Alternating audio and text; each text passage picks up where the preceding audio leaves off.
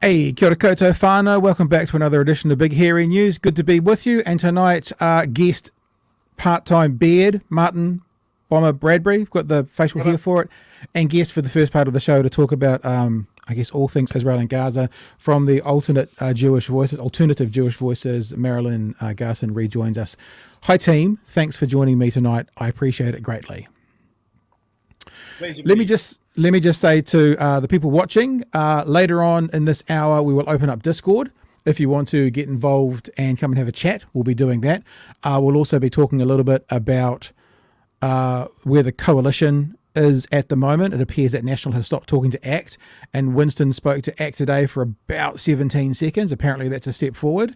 As Marty calls them, what do you call them? The coalition of arseholes? The alliance of arseholes. Sorry, the alliteration, because we're ex-radio guys, so everything has to have alliteration. Yeah. And also, interesting that two former prime ministers, one from the left, one from the right, have come out in the last 24 hours saying basically, or literally, that this referendum on the treaty would be the most divisive thing New Zealand has seen for a long time. It is a question I'm going to ask, certainly you, Marty, but maybe both of us. It's not the question yet, but I'll put it out there for the people to think about. And why is it that right-wing politicians leave politics and then get a heart? You know, whether it's Chester Burrows or Jim Bolger or any politician, any GOP member that's left the GOP up against Trump, who now speaks out against them. There's something where there's that old adage that if you don't have a heart when you're younger or a brain when you're older, whatever it is, it feels like it kind of goes the other way around. I don't know why, but maybe we'll get to that very, very shortly. But look, let's just start. We've got Marty for a short amount of time, and Marilyn's obviously a guest for an interview. So let's just rip into it. Say hey to everybody watching. Happy to take questions and comments if you've got them to mention. Remember, Chewy's not here tonight, so I have to monitor the chats, which I'm horse shit at, so I'll do my best. But look, Marilyn, before we even get into things, we spoke to you maybe 10 days ago, and you gave us your experiences. It was a hard conversation to have. You were saying at one point that, you know, you wake up every day and you check your phone to see if your friends in Gaza are still there or not. I'd just like to kind of throw you the ball and say, I don't want to go, look, give us an update like it's a good thing, but you know, where are you at a couple of weeks later? What do we need to know? What have you learned? Because I have to say, we're not hearing your perspective on any mainstream media outlet at all. We're hearing a lot of,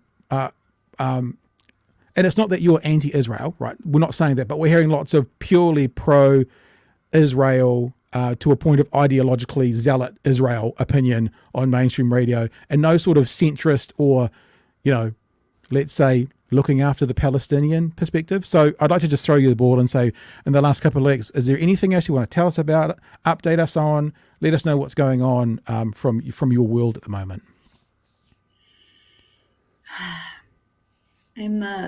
I'm stunned at the extent to which our media are simply uncritically rebroadcasting statements that are pre-genocidal. The statements of the military spokesperson of one belligerent, Israel, they go unchallenged, while any information out of Gaza is conditioned with the Hamas-run health system.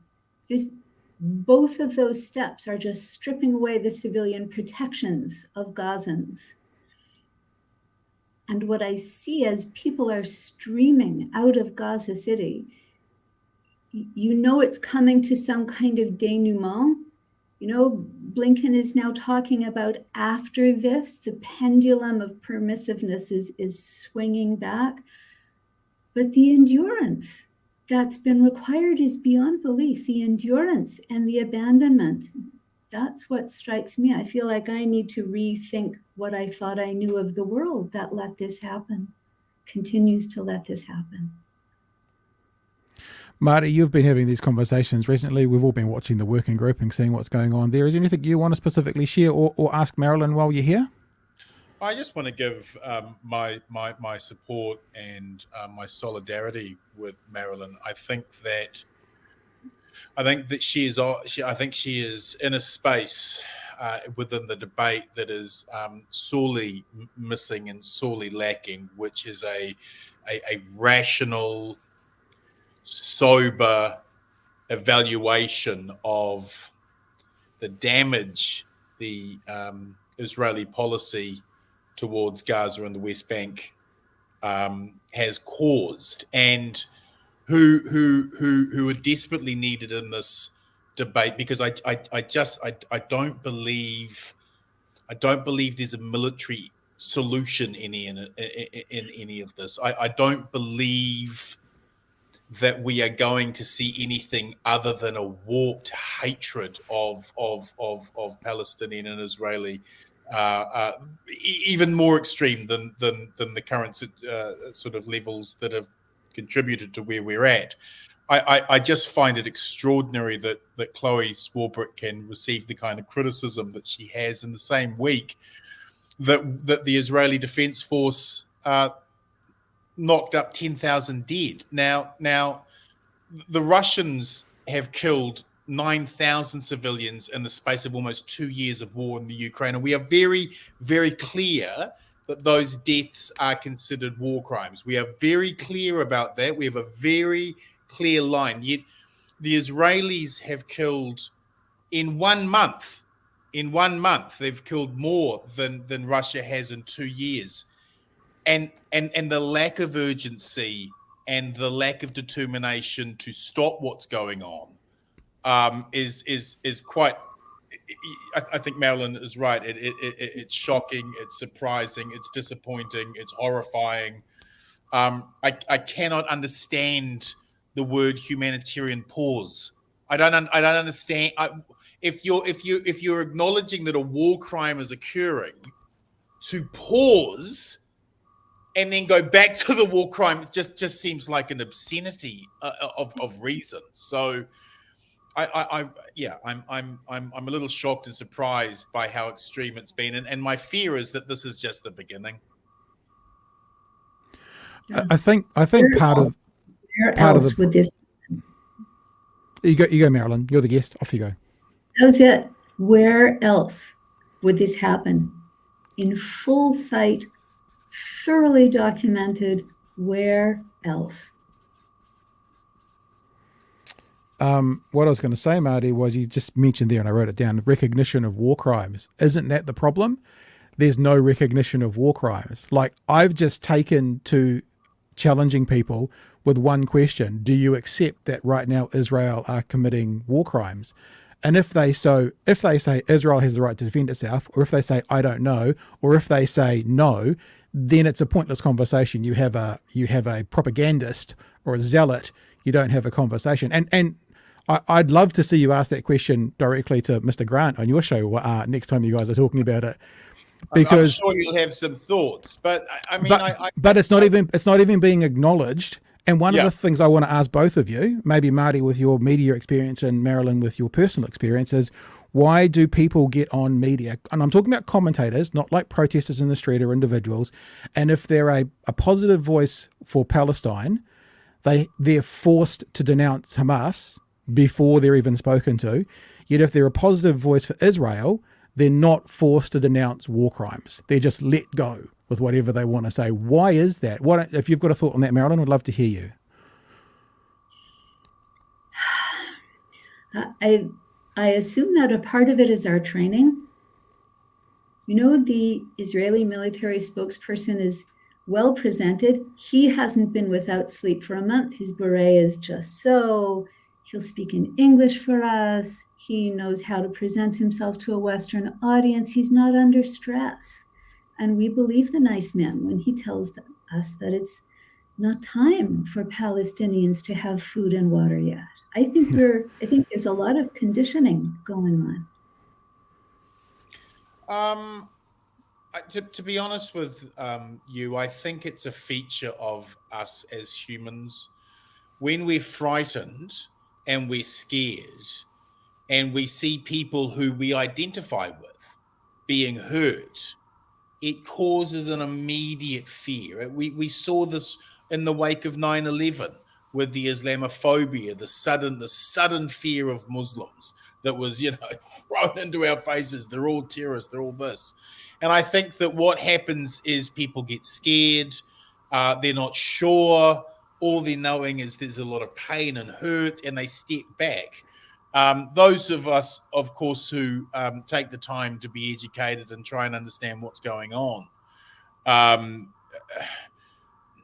it's not as surprising, but it's still pretty appalling. I mean, I wrote at the beginning of this year, and I quoted many mainstream sources, the BBC, the CNN. I wrote in January of this year that all of the ingredients of another intifada had come together now in Israel with the election of this radical Zionist government. And because it's an MMP system of no threshold, you get all sorts of very splinter groups that get representation. And they were so keen to pass new legislation to stop the judiciary from ruling against them illegally taking settlements in the West Bank. They'd enabled, alongside a whole bunch of very, very new, cruel regulations on Palestinian prisoners, that they'd brought together all of the kind of the cocktail now for a terrible rupturing. And I think the West's desire to try and get Israel to sign up as many non-aggression pacts with other Muslim countries in the area forced Hamas into this, sort of backed them into this position where all they had left to do was lash out. Now, I'm in no way, shape, or form justifying their violence on October the 7th. I'm not suggesting that at all. I'm not justifying it. But there are reasons why this has happened, and because there has been such a denial to engage with and find political solutions because of the extreme military power the Americans give the Israeli Defense Force, there was sort of I think crept in an arrogance that they didn't really have to deal with the problem. And I think that's come back and backlashed in a terrible, terrible way. And the damage that's being done now, it's just so monstrous. And not only does there need to be an immediate ceasefire and return of the hostages, but there has to be an immediate, I believe, path towards a two-state solution within the next 12 months. I mean, it's gotten to that point now where only sitting down and fighting for peace is the only solution. They cannot seriously go through the entire Gaza Strip and demolish it. And I think that's part of what they're hoping for. But I just don't think civilized people can allow that to occur. Marilyn, do you want to pick up on what Marty said? When I lived in Gaza, I wrote later about how hard it was to come to grips with Hamas because they were oppressive and violent and unpleasant from start to finish. Yeah. They were unloved, except when they were defending people. And after, it was there for the 2012 and 2014 wars. And after those wars, I would ask my teams in detail, it was hellish for you. How are you feeling about Hamas now? Hamas has bunkers, you don't have bunkers. And they said, almost without exception, after their nightmarish experiences, they said, no one else fights, and the world only sees us in this violence. The moment the violence stops, we're invisible again. So that despair is what brought the present about. And it can't be repeated. There's not enough left to withstand the neglect that the world has gotten by on for these 17 years. This has to be the nadir. It has to be different. It's fascinating and heart-wrenching that you use the word invisible, Marilyn, when the wars aren't on, because I'm sure you guys have both seen, I think it's Rashida Tlaib, the congresswoman from the US, and the point she made was we're not expendable. It's like, so when you're in war, Palestinians seem expendable to the West. Horrible thing to say. I'm not being flippant. This is the word that she used. And then when you're not in war, you're invisible. That sounds like the worst case scenario in both times, Martin. Yeah. And if you listen to the Hamas spokespeople on Al Jazeera, that they will state, they'll give a list of all of these countries and how many people it took to die before Western colonizers had left the region. And they see those wounds as their only currency. When you're oppressed, when you've got nothing, the thing that your only power is how much pain you can take. And I think for things to have become as deformed as they have to this level, it forces upon us a different way of interacting with each other. And I think where New Zealand could fit into this is, and I've always believed this, we need to have some type of peace academies that we run here in New Zealand where Israeli youth, Palestinian youth are able to come here, they're able to talk, they're able to bond, because this kind of violence and hatred can only happen when you don't know anyone in that world, when you can't see the other as a fellow human being who has the same agencies and the same dreams, the same drives. I think New Zealand, if we believe in peace and if we believe in an idea where we want to see, we want no enemies and we want to see everyone as friends. If we want to live up to that kind of narrative and ideas of how we value ourselves, then I think peace academies where we actually bring these kids and the best teenagers from those communities together in this country, a neutral country, if you will, and they can bond and connect and learn each other, because I think it's going to take the world to step in here. The hatred that has been allowed to fester between these two neighbors, these two furious, beautiful, angry neighbors, has warped into something terrible. I'm certainly not someone who prescribes to an idea of pushing Israel out and the state of Israel must be dismantled or anything like that. It is a historical reality of where we are. They have that homeland. I'm for the Palestinian people and the Israeli people. I think both people deserve peace, and the leaders have failed those people so atrociously that you can understand the bitterness and the anger at the current system. But I think it's going to take the goodwill of everyone else to step in here. But the first thing that has to start for that journey is the ceasefire has to be immediate. We can't have another day where 200 kids are dead. Yeah. The idea of humanizing people, Bomber, obviously it was a movie, but I've just spent a weekend watching the 7-part series on Gallipoli, fictional, real story, based on a true story from 2015. It's on Netflix right now. People want to see it. And the thing that seemed to make the biggest impact between how, the Australians and the Turks thought about each other was they had a ceasefire for a while while they cleared the body, the no man's land of the bodies. And in that, the story is told that the soldiers started talking to each other and swapping cigarettes and doing that kind of stuff. And all of a sudden they saw the enemy as people like them with children and partners, and they were humanized. So however you can do that and humanize the communities to one another, it's surely the only way. Surely, however that happens. Yeah.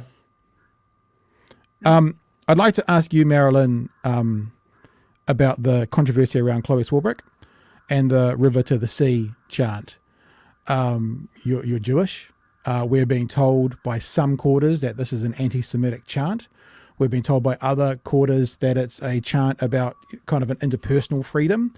For want of a better word, you are the expert here. You are Jewish. How do you see the River to the Sea chant, and what do you think about the controversy in the media this week? So it's an uncomfortable chant, but the language of liberation is all about discomfiting people for change. That's not new.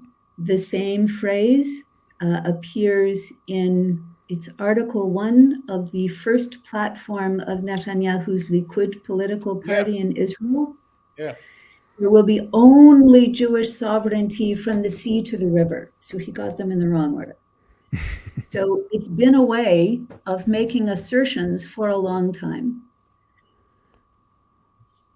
Why, for me, what it symbolizes is the unity of a land and a consciousness that Israel has been trying to fragment for decades.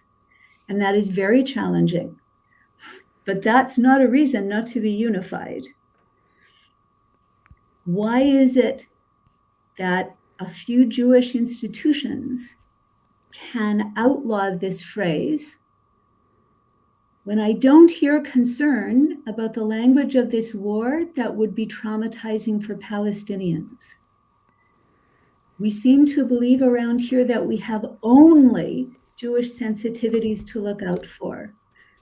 And that's wrong. I mean, imagine being Palestinian and watching and hearing what's happening.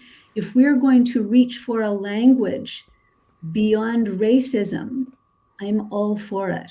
But if we're simply going to be distracted by the same old Jewish voices saying, you must never say this, you must never say that, you must never make a claim for Palestinian equality and self-determination, I think they just make it a distraction. And we need to look at their legitimacy to do that. I challenge their legitimacy. Marty, it's funny because on Working Group this week, in fact, we showed a clip last night from it. Brooke Van Velden talked about her electorate being the most populated electorate in New Zealand of Jewish people. And she said, and some of those people are fearing for their lives. And Chewy, who was with me that night, said, what about the Palestinians? And that's kind of what Marilyn's saying. It's like, there's no, I guess I'm being a little bit exaggerative here, but there doesn't seem to be anyone going, there are Palestinians in New Zealand fearful for their lives, fearful of what's going on as well. It is a lot of focus on, the Israelis, the Jewish community, and fine. Look, I'm not suggesting that some of them aren't fearful for their lives or don't consider that poem, that saying, to be threatening. I'm not passing comment on that. I am just suggesting though, and I'd love your response, Marty, why aren't we hearing about the same level, especially from our leaders, our politicians, and our commentators, of concern for how Palestinians are feeling in New Zealand at the moment? Well, I think I think you've got to acknowledge, and I think I'm not being conspiratorial here in any way, shape, or form, but I think you have to acknowledge the starting point when we're discussing this issue is America is our ally, and we stand with our allies. And that's the immediate. So right from the go-get, there is a bias, right, at play in terms of all media, in terms of how the mainstream cover this. And when America is going in to protect its interests as a member of the Five Eyes spy community, as a member who I'm sure are being very active at the moment in this war, one way or t'other. When our allies are going to war, there is an establishment position that already starts to move. The lack of skepticism our media had when we invaded Iraq for weapons of mass destruction is just bewildering, right? You look back on it today and just go, how we were that easily led. So I think there is an establishment opinion that comes forward, and the establishment opinion is we support America. And even when America is doing something atrocious and horrible, like backing Israel to the hilt and allowing this level of just destruction and devastation to occur within a month, I think that we are, when that establishment bias comes in, we look to maintain the narrative, and we don't challenge it much. So it is wall to wall. Terrible stories of Israeli settlers who were abused or hurt. It's very rarely, what's actually on the other side of the bombs, or even, Lord, what's going on in the West Bank at the moment with Israeli settlers taking this opportunity to do some terrible, terrible things to Palestinian neighborhoods. And, the danger here, and I suppose the other reason why you have a restraint of narrative is because no one's quite sure where the hell this ends up. The possibility of, I mean, and this is, it's terrible to have to put this up as an argument for action when 10,000 dead should just be your immediate, okay, maybe we need to stop and pause here. Yeah. But the other thing that we need to remember is the ease with which this can spiral out of control, that we all have an interest in getting to the peace table as quickly as possible, because the longer this remains out there, the longer there is Gazan deaths and just a rate that just continues to go up exponentially, and as it will when they start the ground offensive proper.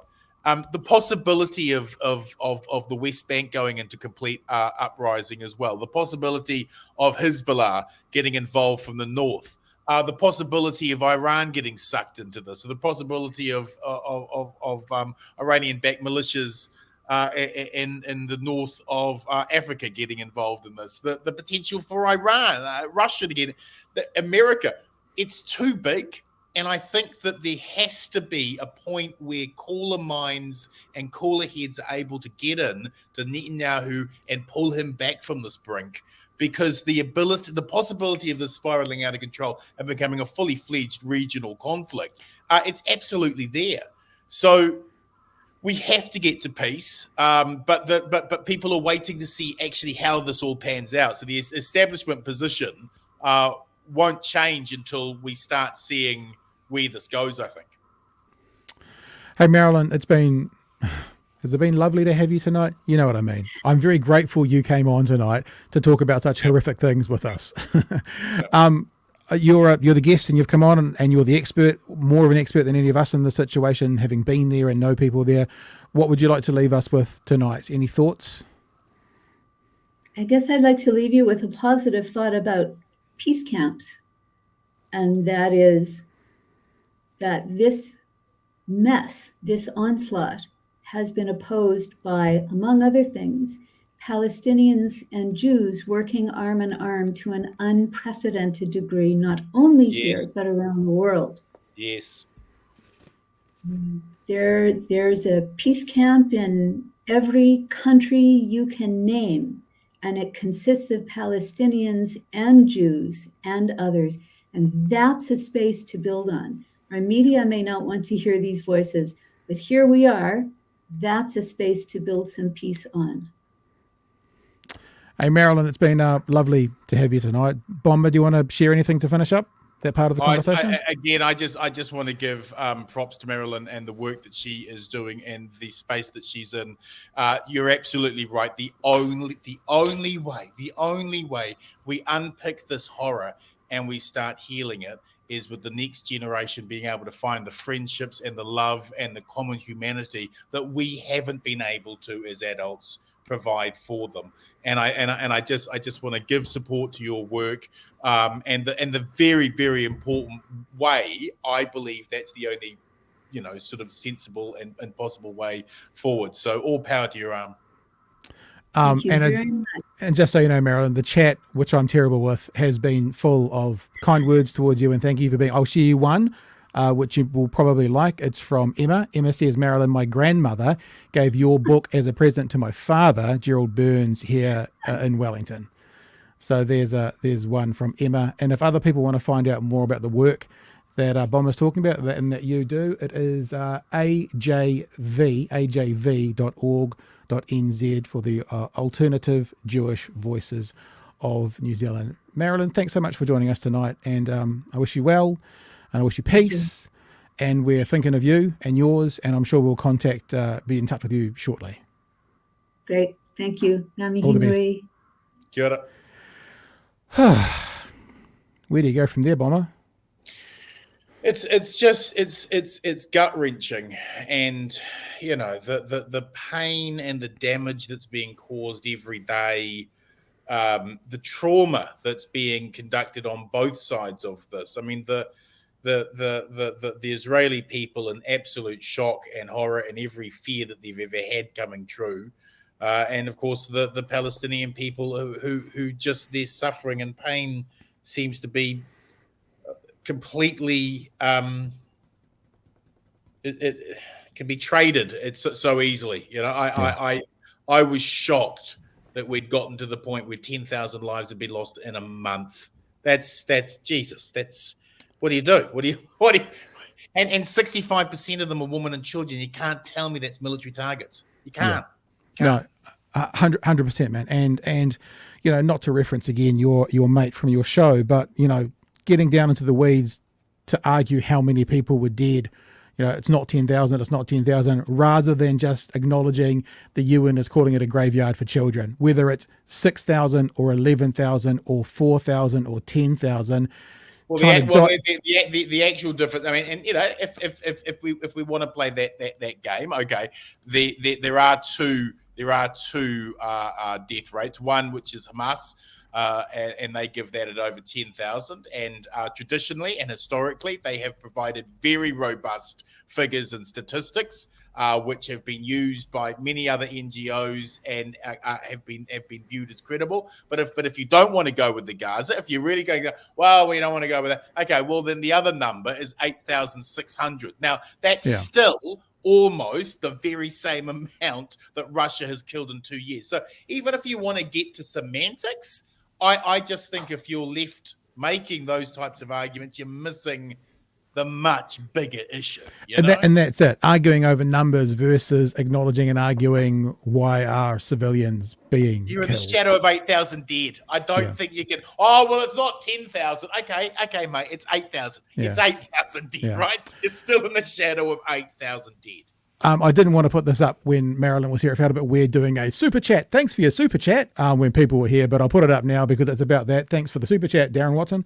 Most intelligent and empathetic discussion on this whole situation I've heard since it kicked off. Thanks, Pat, Marilyn, and Bomber. He's a great man, that Darren Watson. He's a cultural toanga, he is.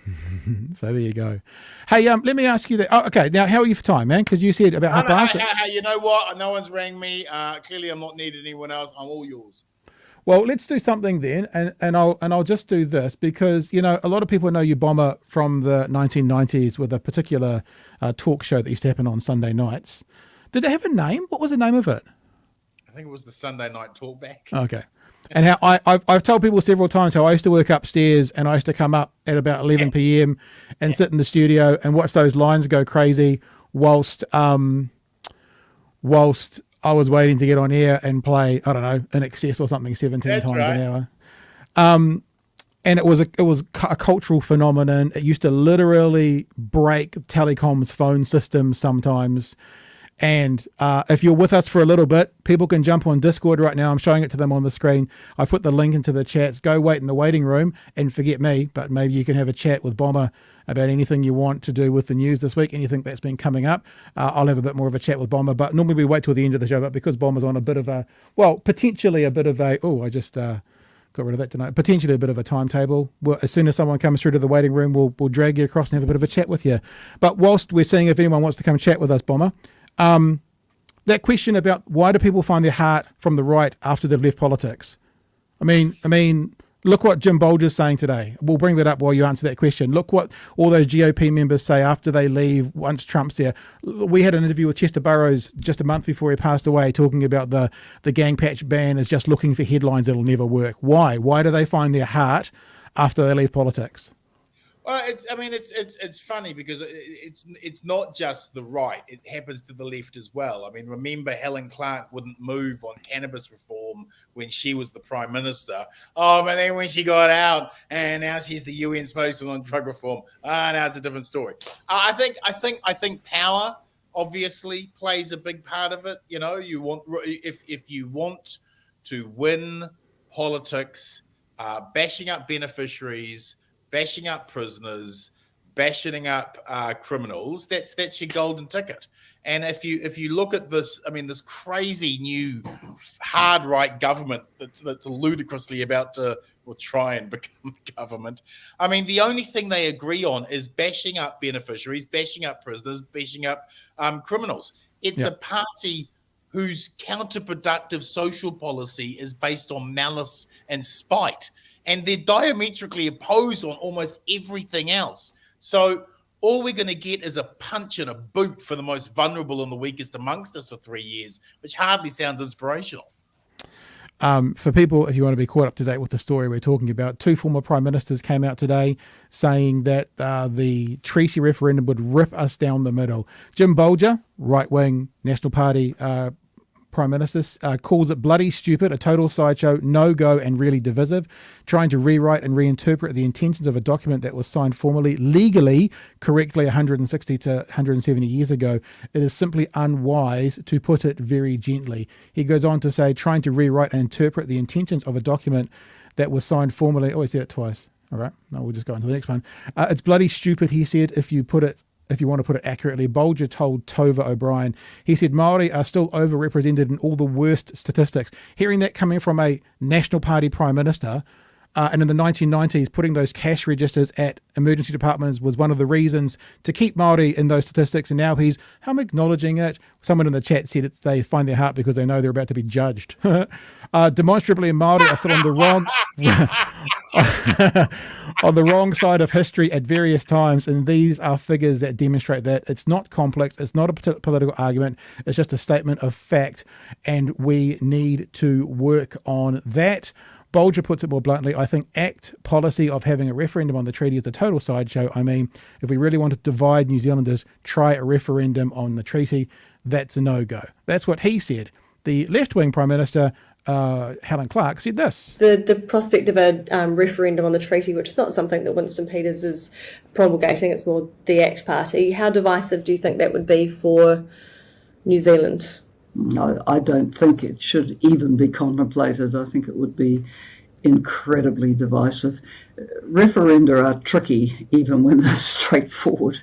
And this one would just rip us down the middle, I think, as a society. So I don't think New Zealand should go near that. Akin to foreshore and seabed, or blow that out of the water, do you think? I mean, Willie Jackson was saying recently that it would be like the Springbok tour. Yeah, no, it would blow it out of the water. It would be more like the Voice referendum in Australia, which went down, sadly, by quite a significant margin. And that then raises the issue of, when can they raise those issues again? So I think New Zealand usually, accepts that it's on a journey with these kinds of issues, and you don't throw a hand grenade like a referendum into the middle of it.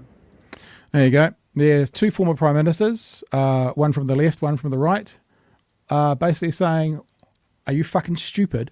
Basically what they're saying. I'm paraphrasing. I do understand that, but basically what they're saying. Look, we absolutely need to have a grown-up discussion about our constitutional arrangement. We should have a discussion about where the treaty should go in a formal constitution for New Zealand. We should have a discussion about, should we be a constitutional monarchy? Should we be a republic? We should have a discussion about, do we need an upper chamber of parliament, 50-50 split between Māori and Pākehā, that would review treaty situations and legislation, and it would be able to revoke and push a piece of legislation down to the lower house, the way the House of Lords does in Britain. We should have those discussions because they are righteous discussions to be had about our national interest. However, having a binary referendum where the majority is going to tell the majority the way shit's going to go down is just, it's the stupidest and most intellectually bankrupt way of having that discussion, Yeah, I look at it, I'm a very simple man, Bomber, you know that. I look at it in a very simple way. Treaty is a contract between 2 parties, Māori and the Crown.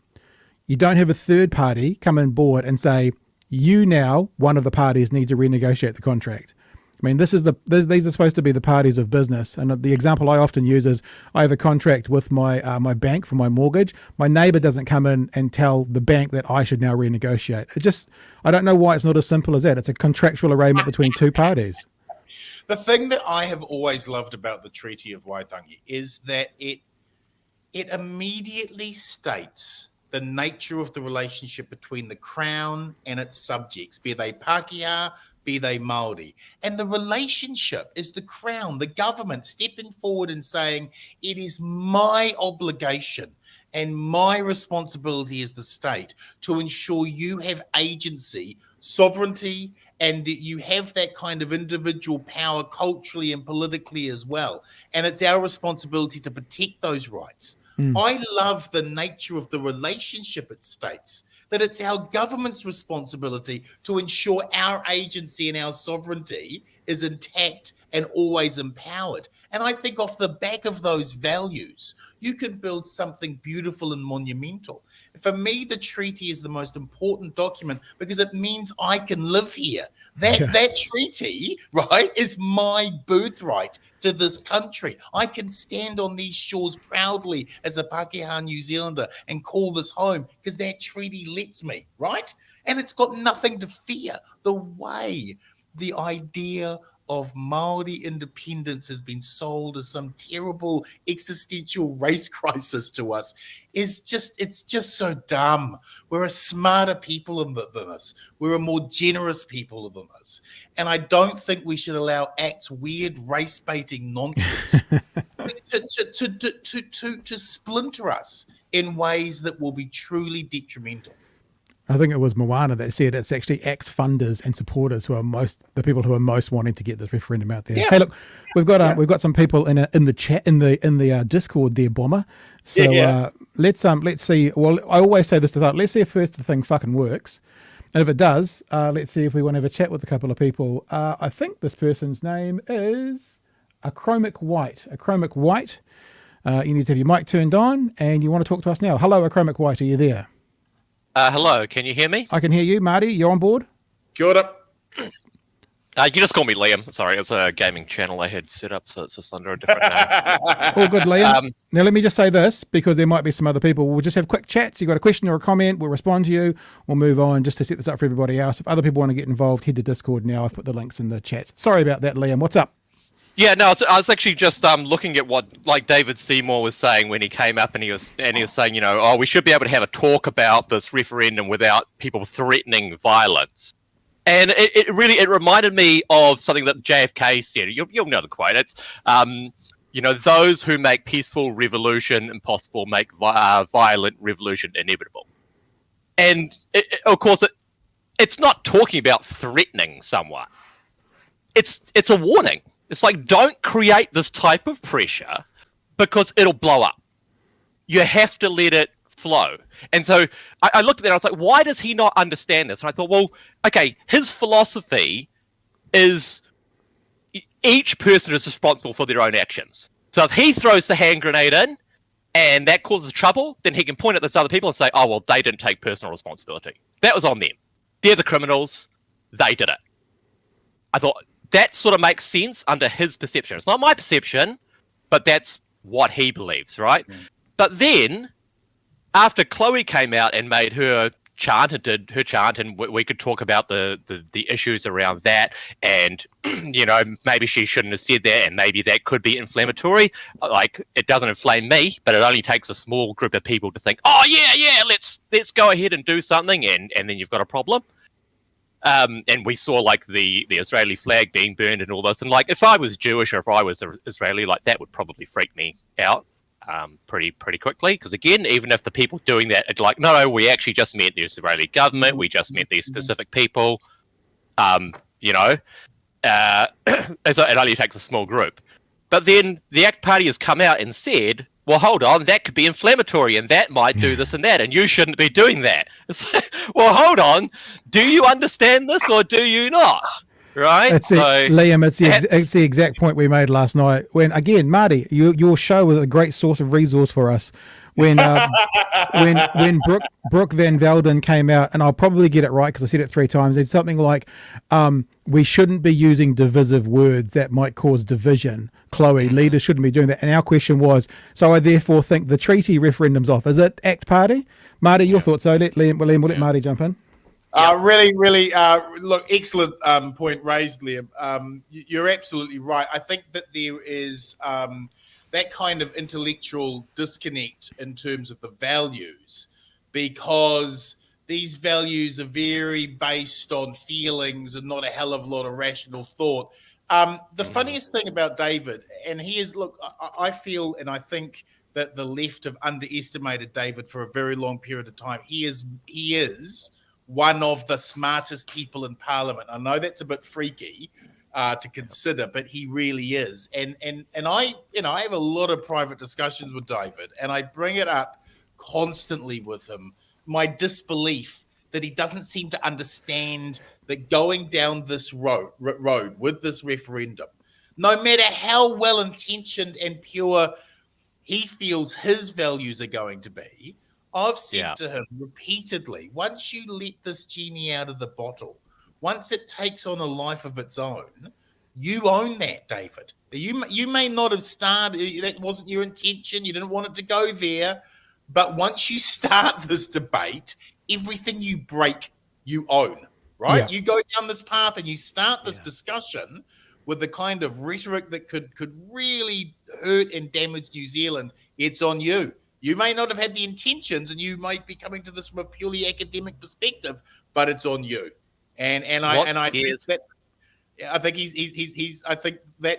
think if ACT is stupid enough to go down this path, then they get everything coming to them.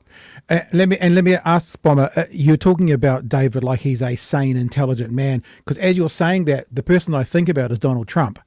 And all the stuff that flowed on from Donald Trump, from his very first, they're sending over their worst people, their rapists, their everything that flowed from there goes back to Donald Trump. Everything, all the MAGA bullshit now flows back to that man, except he seems to be a narcissist that doesn't care.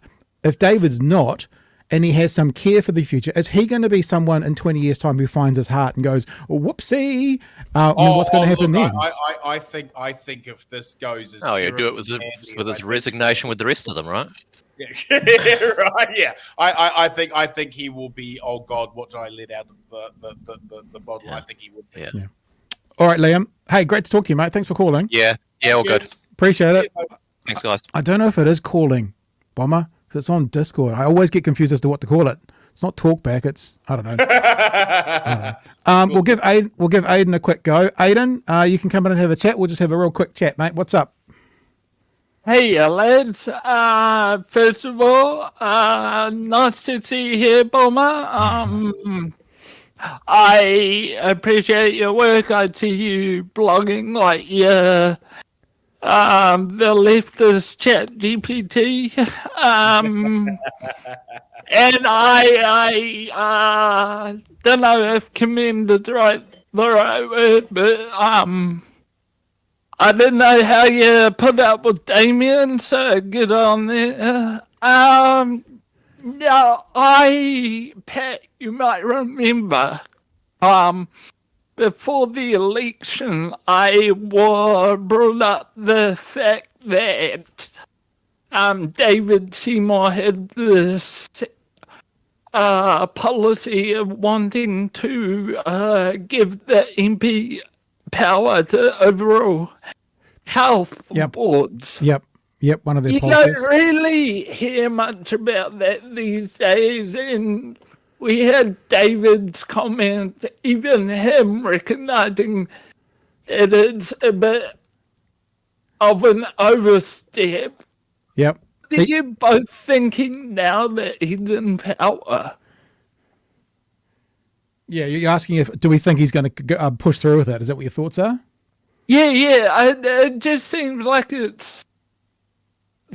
he's seen a little bit of pushback, and no one really cares. And well, I mean, what we'll do is we'll wrap up Discord now, Aidan. But keep listening. I'll give Marty a chance to answer that as well. Thanks for your calling, guys. We appreciate that. Thank you. What do you think, Marty? I've got some thoughts around that. But so he because in that interview I can remember Seymour actually went, this is unconstitutional as well, but it's unconstitutional for the right reasons. We're just like, what the fuck?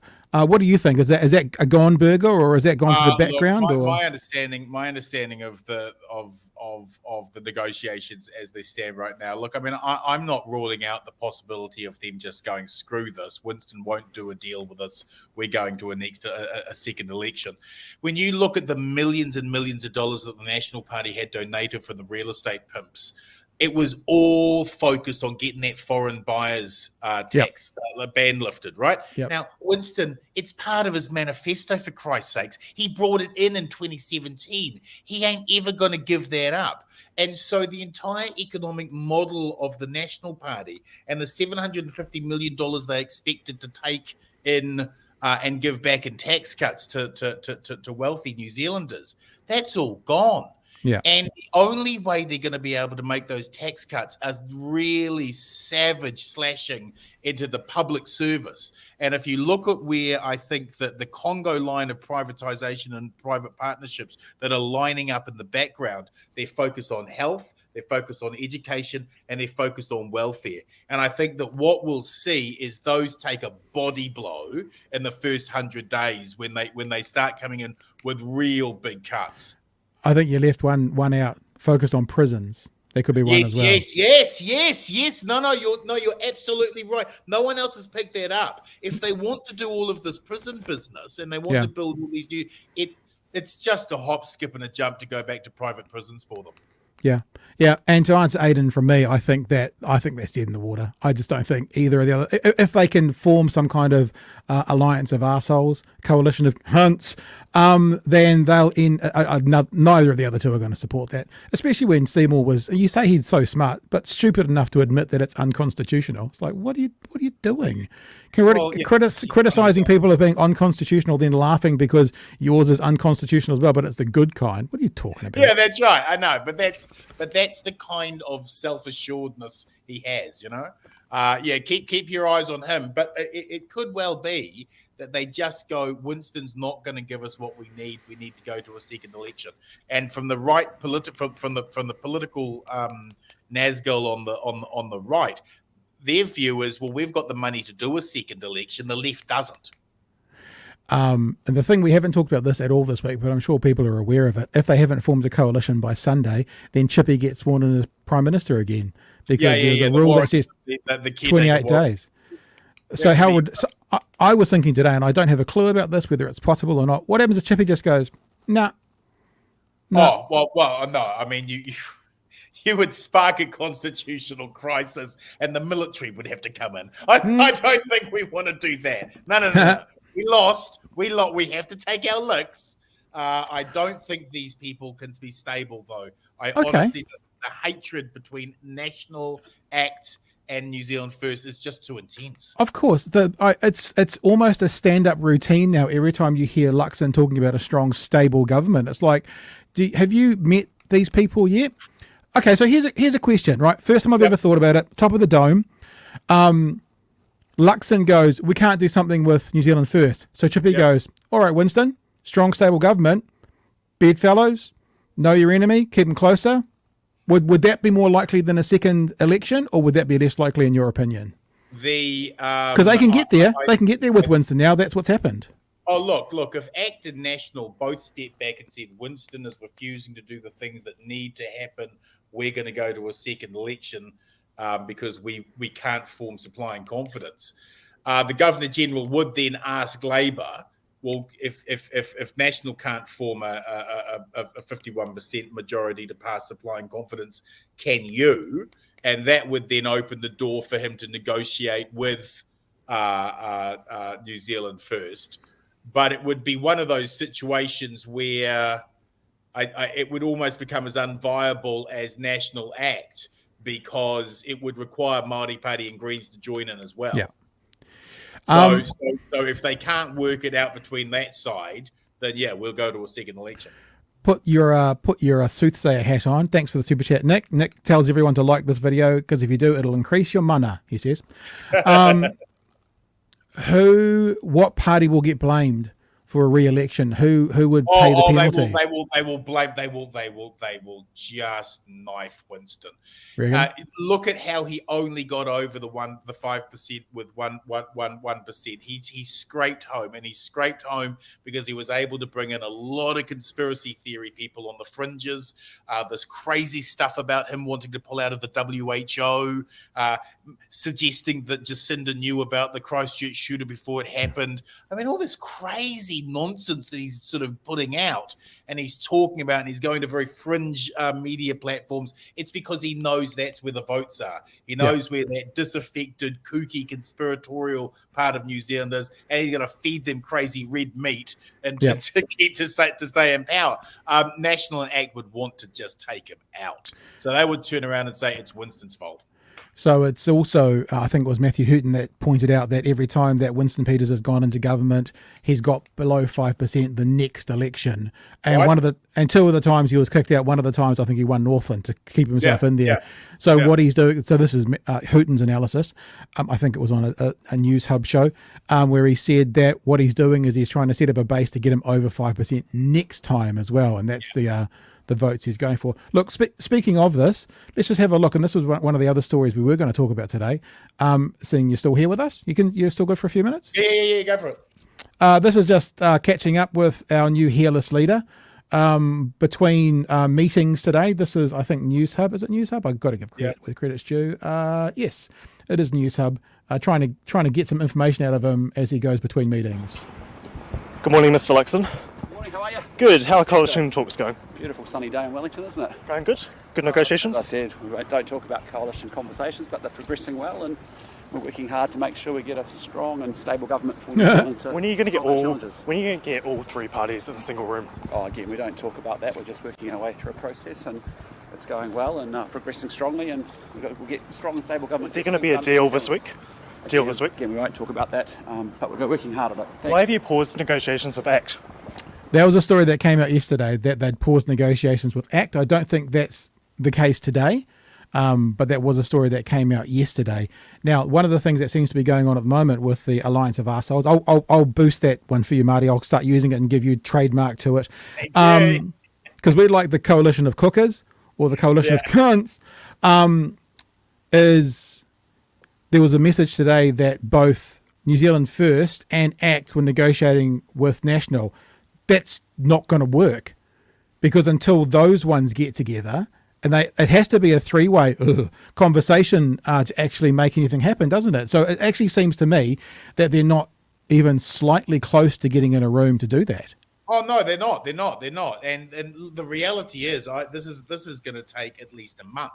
There's no way this is going to get done, I think, earlier than that. And if it does get done earlier than that, then I give its likelihood of surviving even less chance. There are major policy differences here. Winston has no problem dragging this out. Look, it's almost like they're treating New Zealand electorate like Pavlov's dog. They're saying on the one hand, this is all going to be finished tomorrow and we're going to have it all done. It's going to be fantastic. Subplot, if they agree to everything I want, we can get it done tomorrow. And then at the end of that, in the same breath, it's like, but we'll walk away to the crossbenches if we don't get what we want. So it's like, well, it's either all done and you're all ready to, or you're all going to walk away. And the problem is that it's just so difficult because Winston and David have to be in the cabinet. There's no way Winston will allow David to go sit on the crossbenches, because that means he's got to go to David every single time he wants a piece of policy. Likewise, there's no way David's going to let Winston sit on the crossbenches, because then he's got to go over to Winston and beg him for. So they've got to. They're all gloriously tied together. They stand together and they'll hang together. And I can't see this lasting longer than 12 months. So if it can't last, let's say they get their shit together, but it can't last long. Let's say you're right, and in 12 months it all falls over. That means another election then, though, doesn't it? Because if it falls over, there's no plan B. Because a vote of confidence could be held. They don't pass the vote of confidence. Bang, it's all over. Oh, my goodness. Peter has sent in a little $2 super chat. Thank you, Peter. It says, don't think New Zealand needed a master negotiator. I thought you were going to say a master debater. Might have been more accurate for our hairless leader. But I think it also really speaks to how weak Luxon's hand is. I mean, he's had a total silence and a cone of silence on all of this because he doesn't really know how it's going. Winston is a master at this stuff. David's very clever in knowing what he wants, but they both have to have major wins. And unfortunately, it's just a buffet of dead rats. Yeah. They're going to have to swallow so many dead rats. And Winston's going to end up being the incremental handbrake on National and ACT that he was on the Labour government. And voters really want some change in terms of policy. And if they can't get it, it's just going to build and grind that feeling that democracy doesn't work. Okay, this has turned into a bit of a open-eared conversation between me and you. What are the things from National and ACTA that are non-negotiable in your opinion? Like, they doesn't have matter. to get their foreign buyers tax through. They have to. Too many property pimps have put too much money in their pockets not to get it. But that's not going to happen. They need it to happen, and Winston's not going to let them have it. Winston wants a slush fund, a provincial slush fund. David is completely against the provincial slush fund. National wants tax cuts. Winston said no to those. David wants tax cuts. Winston said no to those too. I mean, they're all... David wants a referendum. Luxon said no to that. That's right. Luxon said no. I think where you'll find them agreeing is in the privatisation of services. I think you're going to get a whole bunch of public-private partnerships coming through. You're already seeing donors who donated to National are having their pet projects pushed by National MPs now. I think that one way they will be able to get around not being able to lift the foreign buyers ban is cutbacks in public services, mass layoffs in the public sector. And I think you'll see, particularly with welfare, they're going to start bringing in some big data, and they're going to be becoming the investment model there. And that way that works is, some outside company will come in, they'll have 10 names on a list, and you either find that person a job and then you get a bonus, or you cut that person off the list because of some nonsense rule that you create, and then you get your bonus. So I think you'll see a lot of privatization and welfare. And I think they're also going to make I think ACT certainly want to have a look at ACC and Pharmac and privatization measures there as well.